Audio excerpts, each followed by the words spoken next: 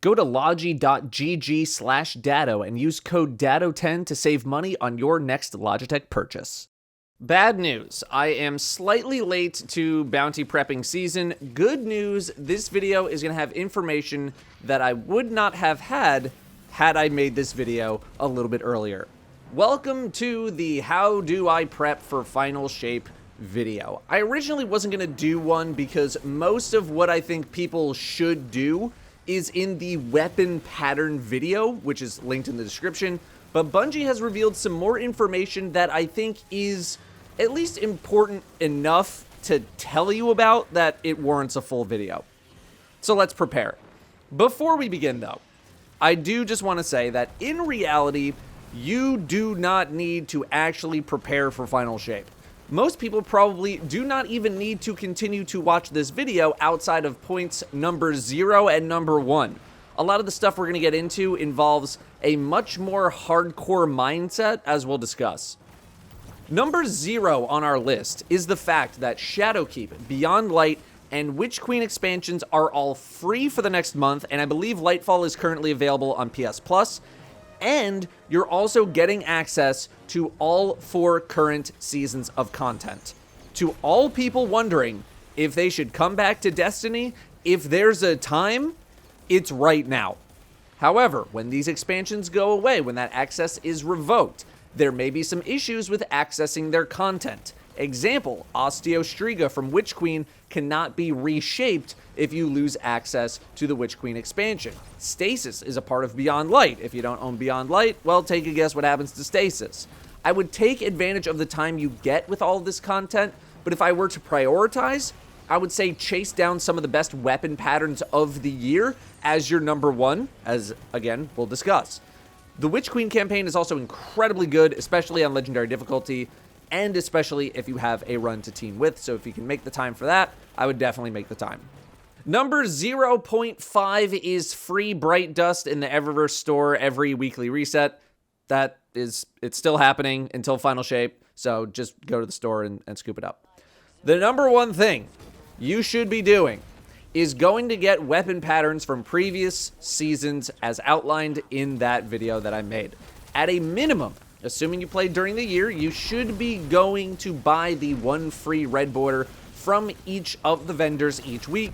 You literally don't have to do anything there, you just buy them. But Bungie just announced that for the next month, up until Final Shape, you will be able to earn a red border weapon once per day simply by completing a seasonal activity. For Season 20, that's Defiant Battlegrounds and the Avalon Exotic Mission. For Season 21, that's Deep Dive and Salvage. For Season 22, that's Savathûn Spire and Altars of Summoning. And for Season 23, that's Riven's Lair, The Coil, and the Star-Crossed Exotic Mission.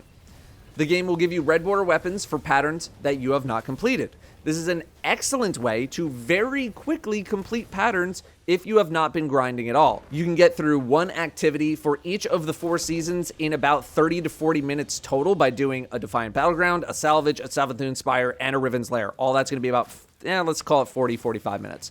None of these are super hard to do. You don't need to do anything on a hard difficulty. You just get in there and get it done. Note that for Season 23 Undying weapons, Star-Crossed is going to be your best bet, which does require some kind of a team if you want to do it quickly, but you don't need a team that's like communicating or anything. You just get in there as a group of 3. A reminder of what I think the top seasonal weapon patterns of the year are. Doomed Petitioner, Scatter Signal, and Subjunctive are all from this season, Season 23 of The Wish. Then the Aramite Fusion Rifle from Season 22 of The Witch. Then Regnant, the Power GL from Season 20 of Defiance. Regnant probably has been power crept by Edge Transit from the Brave Arsenal, but I would still go get the pattern anyway. More information on seasonal patterns and raid patterns from the year are in the description in that old video that I uploaded a while ago. Also, if you're not already farming Onslaught and the Brave Arsenal, you should be, because pretty much all the weapons are really, really good, if not top of the line. I have a video going over all of those roles and the ones that I think are worthwhile to pick up, linked in the description. There are a couple of roles missing in that video that have gotten a little more popular though. I think like auto-loading Deconstruct on Edge Transit is an example, but most of the other ones are good, so go watch that. Also, if you have not been doing Riven's Wishes, that's another great way to stock up on some more stuff. Exotics, a raid weapon that you can craft if you use all of your wishes on a raid weapon. Do those because they are not that hard to do. Also, spend your deep sight harmonizers from the season pass. I don't care what you buy, just make sure you buy something. Next is the Crypt AR revamp. In a recent TWID that I did not make a video on, came some changes on how we'll be acquiring new exotic armor going into the future. Mainly that all new exotic armor is going to be coming from the Crypt AR. I'm going to spare you from the why is this happening part and my thoughts for another time, as I want this to be purely information based. But in order to gain access to new exotics from the Crypt AR, you will need to level the rep track of the Crypt AR at least one time.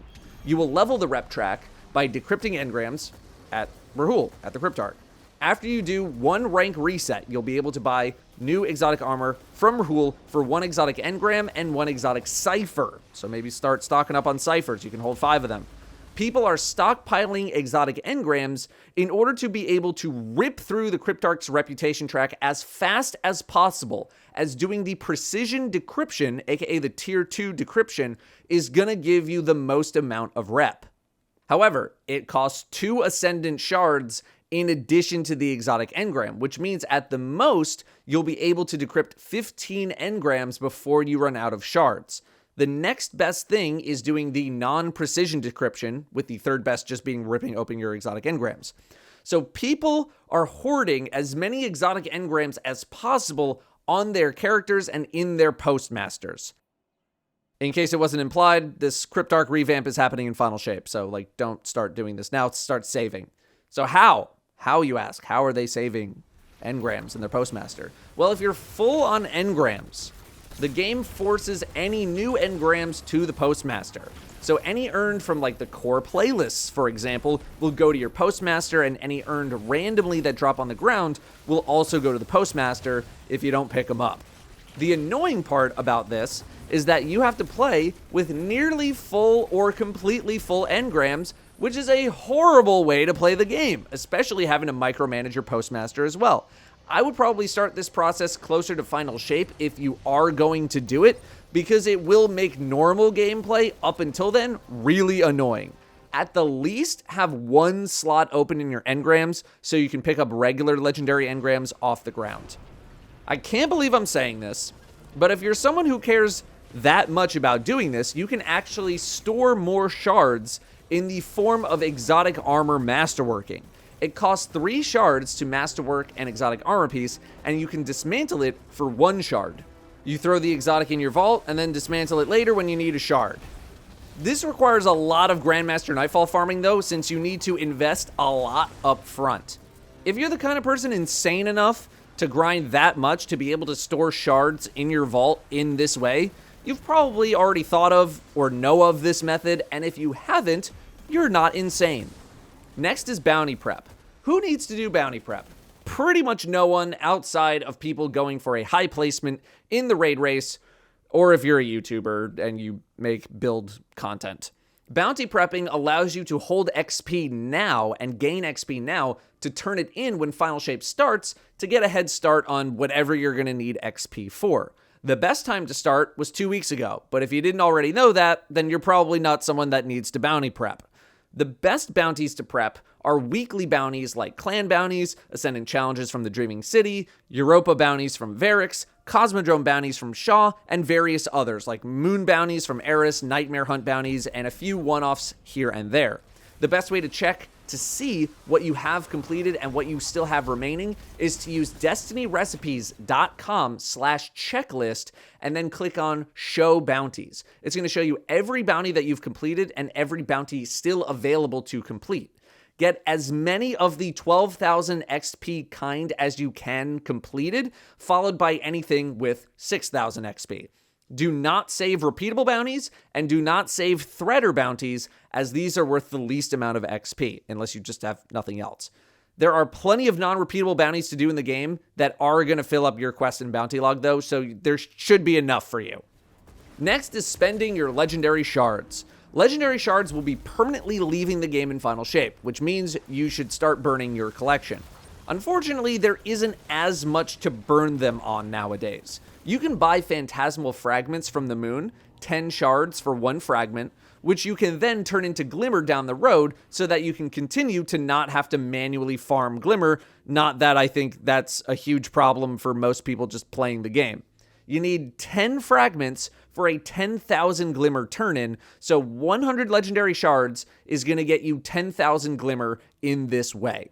To completely refill 500,000 Glimmer in this way would take 5,000 Legendary Shards.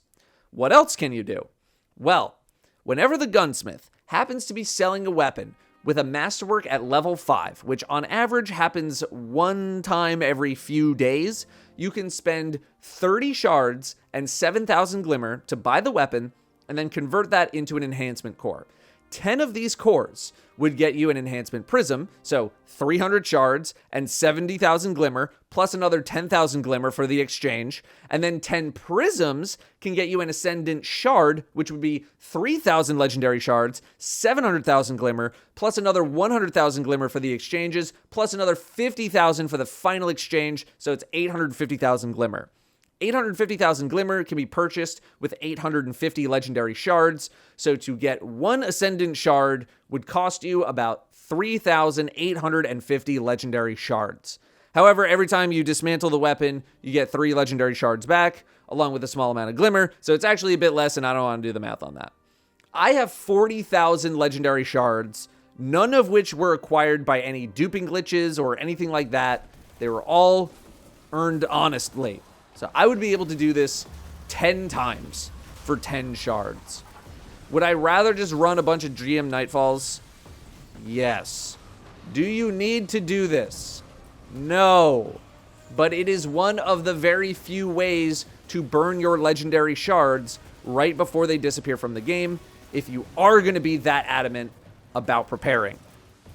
Or you could just buy a bunch of raid banners. Like that's always good. So like buy a bunch of those. Definitely do that.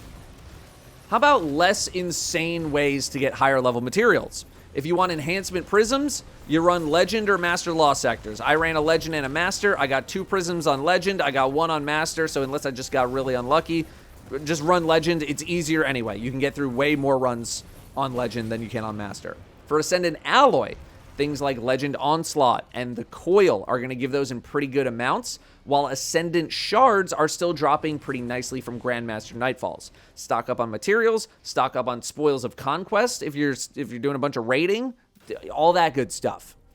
Like I said, the only thing I think normal people should do is go get weapon patterns and then just play the seasonal content before it leaves if you didn't play it. Anything beyond that is purely optional, only for the true enthusiasts out there who really want to min-max their experience in the game. You don't need to do anything, really, to prepare for Final Shape, though. If you did literally nothing at all, that is also totally fine. I would rather people not stress out about any of the things here if it means your gaming experience is going to suffer as a result of trying to do anything here. If you have any final advice for people of your own, feel free to drop it in the comments. Thank you very much for watching, and I'll see you next time.